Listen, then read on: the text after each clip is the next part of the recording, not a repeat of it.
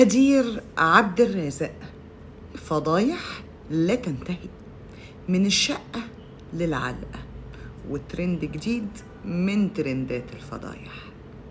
انت ممكن تكون لسه شايف الفيديو اللي لسه نازل امبارح بتاع هدير عبد الرازق، البلوجر اللي دايما عاملة دوشة على السوشيال ميديا، واللي حياتها الشخصية بقت مسلسل مليان عنف وابتزاز وفضايح على الملأ.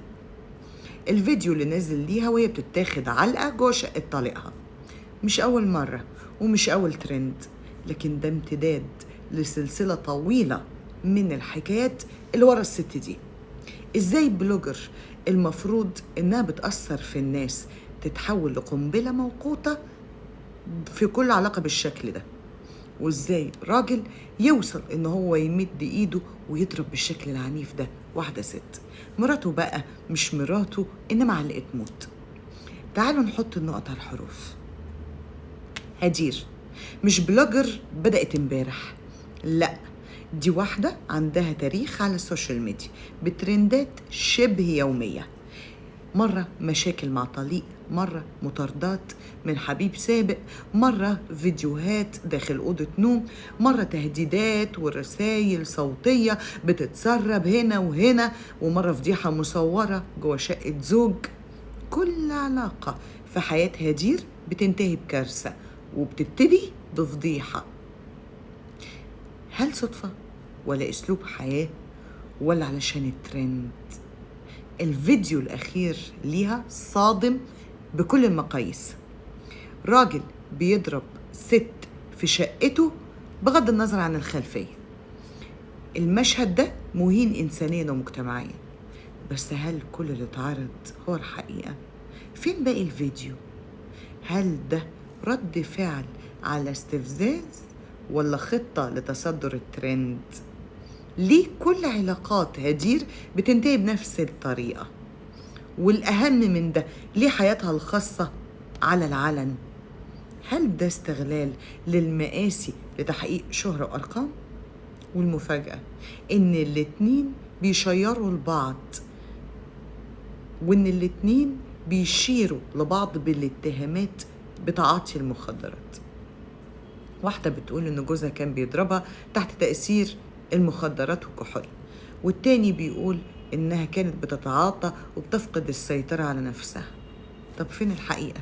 فين التحليل؟ احنا هنا بنتكلم عن بيئة مسمومة حرفيا، مش مجرد علاقة انتهت. المصيبة بقى إن الأطفال والشباب اللي بيتابعوا دول ممكن ياخدوا إن الكلام ده طبيعي، العين تتعود، الودن يتعود، العقل نفسه يتعود. يعني إيه اتنين بيشتموا وبيتخانقوا وبيضربوا بعض وبيتهموا بعض بالمخدرات ويطلعوا لايف بعد كده كأنه ما حصلش أي حاجة؟ تعالوا نرجع كده لورا شوية. قضية مشهورة مع زوج سابق اتهمته هدير بالخيانة وبالضرب وفضحته بفيديوهات كتير. مرة تاني اتهمت راجل بالتحرش وبالابتزاز، وفي قضية تالتة كانت بتهدد بنشر فيديوهات خاصة. يعني احنا مش قدام فيديو واحد، احنا قدام نمط كامل متكرر. ده اسلوب حياة بتجمع بين استغلال الخصوصية واستفزاز الطرف الآخر وفتح العلاقة بعد ما بتبوظ. الموضوع بقى اسلوب مش مجرد صدفة، ده غير انه كل مرة هدير كانت بتدخل في اشتباك مباشر مع اهل الزوج. لو تاخدوا بالكم هتلاقوا في كل المرات شتايم، سب علني، فضايح بالصوت والصورة، مش بس مع الراجل، لا، مع امه، اخته، خالته، ابوه. في اي علاقة ازاي دايما الطرف التاني وعيلته هما الوحشين وانتي الضحية؟ في نمط هنا بيقول إن كل لما علاقة عندك بتبوظ لازم تطلعي بسيل من الاتهامات والشتايم، وده بيدل على إن الخلاف مش بس مع الشخص ده، مع المنظومة كاملة، مع عيلة كاملة، مع أسلوب كامل، مع قصة الجواز نفسه. اللي بيحصل ده مش قصة شخصية، ده تحريض على العنف، ده تشويه لصورة الستات وتقديم نموذج غلط للبنات الصغيرين اللي بيتابعوا بلوجر مؤثرة. اللي حصل مش بس تهزيء على السوشيال ميديا، ده تهزيء لقيمة الخصوصية، للجواز، للعلاقات نفسها، للحب، والمجتمع بيتفرج وبيضحك وبيتفرج تاني وتالت وبيعلي في الريتش والأرقام بدون أي اعتبار لأي شيء. فين الخط الأحمر اللي نقف عنده؟ إمتى نقول ستوب؟ إزاي نقبل إن الست تتضرب بالشكل الوحشي ده مهما كان؟ وإزاي نقبل إن كل علاقة تتحول لسلاح تدمير شخصي وجماهيري على المستوى الكل؟ ما بقاش في حاجة اسمها خصوصية، انعدمت. العلاقات دي مش بس فيها عنف لفظي وعنف جسدي، لا، دي كمان بيتم فيها تبادل الاتهامات بتعاطي المخدرات. الموضوع طالع عن السيطرة، الموضوع خارج حدود السيطرة، في خلل عميق جدا في السلوك النفسي وفي النضج العاطفي للطرفين.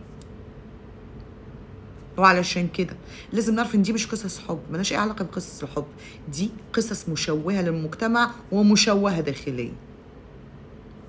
ده لما بيطلع للسوشيال ميديا وبنتفرج عليه لازم نتعلم منه حاجة مهمة قوي، ازاي ما نعملش زيهم. هدير عبد الرازق محتاجة توقف، مش توقف نشر بس، لا، توقف حياة مشوهة كلها تصفية حسابات وتصيد ترندات على حساب الناس وعلى حساب الكرامة وعلى حسابك وعلى حسابنا احنا شخصيا. اللي بيضرب لازم يتحاسب، انما كمان اللي بيفضح وبيستفز وبيحط الحياة الخاصة على الميديا محتاج ان احنا نسأله، هو ده تأثيرك؟ هو ده اللي انت تقدر تقدمه للمجتمع ولينا؟ لو كل ست شايفة ان الفضيحة قوة، لا، الكرامة هي القوة، الاحترام هو القوة. ولو كل راجل شايف ان الضرب هو الرجولة، لا، الرجولة هي الاحترام.